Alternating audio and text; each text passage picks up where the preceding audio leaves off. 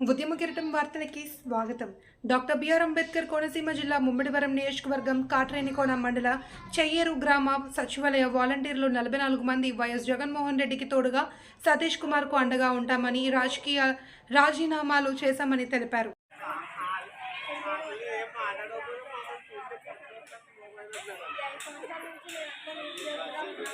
జగనన్న పాలన వచ్చిన తర్వాత నుంచి మేము ఎంతగానో లబ్ధి పొందాము.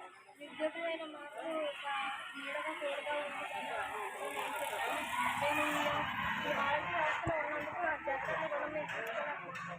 కాబట్టి మేము వాలంటీర్లు అందరము రాజీనామా చేసి జగన్ గారి తరఫున మేము నిలబడాలని, జగన్తో మేము జరగాలని, మళ్ళీ మా జగనన్నను మేము సీఎంగా గెలవాలని కోరుకోవాలని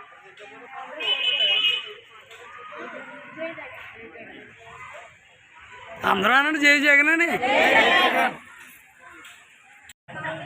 మేము వాలంటరీగా 44 మందిగా ఇక్కడ చెయ్యర్ గ్రామంలో చేస్తున్నామండి.